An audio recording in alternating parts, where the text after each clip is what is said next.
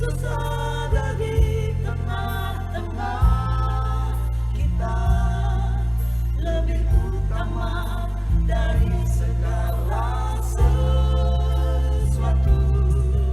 Tuhan adalah gembalaku. Mazmur 23 ayat 1.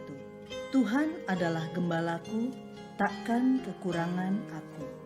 Sahabat Iktus yang dikasihi Tuhan, jika Anda diberi kesempatan untuk memberikan gambar diri dengan mengambil perbandingan seekor binatang, maka binatang apa yang dapat menggambarkan diri Anda?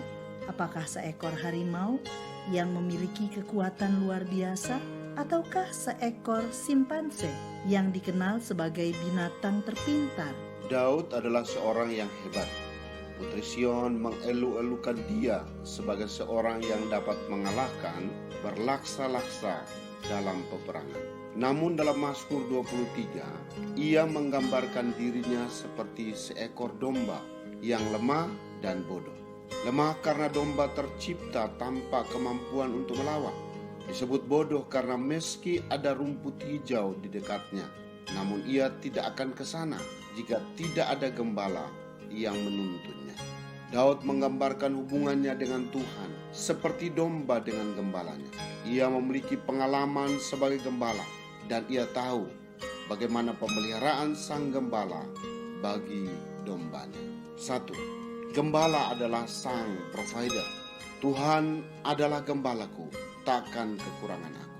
Menunjukkan kecukupan yang utuh yang diberikan Tuhan kepada Daud, baik secara jasmani maupun rohani. Padang rumput dan air adalah kebutuhan utama seekor domba. Daud pernah ada dalam pergumulan menyangkut kebutuhan makanan. 1 Samuel 21. Tapi pertolongan Tuhan datang tepat pada waktunya. Selain itu, ia menyegarkan jiwaku, menunjukkan pemulihan secara batiniah. Gembala menuntun dombanya di jalan yang benar, karena salah satu ciri dari domba adalah mudah tersesat. Saat Daud jatuh dalam dosa, Tuhan menegurnya dengan kasih dan menuntunnya di jalan yang benar. Mazmur 51. 2. Gembala adalah sang protektor. Bahaya binatang buas merupakan ancaman bagi domba, namun gada dan tongkat sang gembala yang menghalaunya.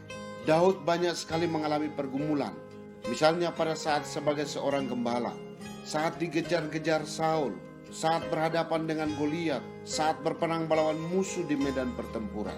Pergumulan-pergumulan itu terangkum dalam istilah lembah kekelaman, ayat 4. Lembah kekelaman berarti lembah bayang-bayang maut, yaitu kegelapan yang paling gelap dalam dunia orang mati. Bahkan dalam masa tersulit pun, Daud tidak takut karena penyertaan Tuhan sempurna baginya. 3. Gembala adalah sang leader. Kebajikan dan kemurahan belaka akan mengikuti aku seumur hidupku, dan aku akan diam dalam rumah Tuhan sepanjang masa.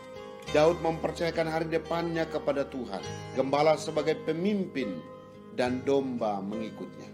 Bahkan hingga kelak dalam kekekalan, ia tidak takut karena ada jaminan berada di rumah Tuhan yang telah dinyatakan kepadanya. Sahabat Iktus, bukankah kita pun seperti domba yang lemah dan bodoh? Betapa terbatasnya kita untuk memenuhi kebutuhan hidup kita dan melewati masa-masa sulit.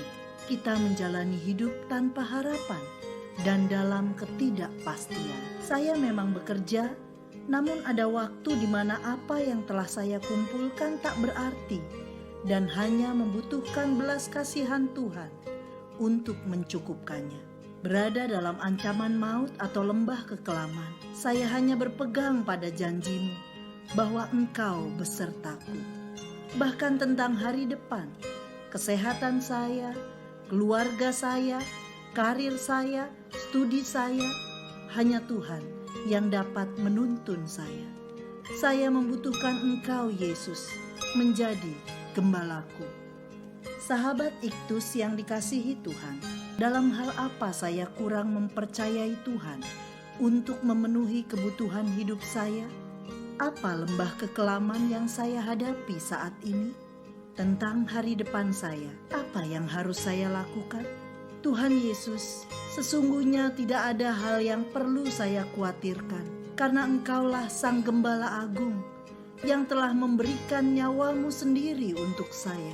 Maka saya hanya mempercayaimu untuk setiap kebutuhan hidup saya, hal tersulit yang sedang saya hadapi, dan bahkan hari depan saya. Engkaulah gembalaku, ya Yesus. Amin. Tuhan adalah gembalaku dan aku dombanya. Kristuslah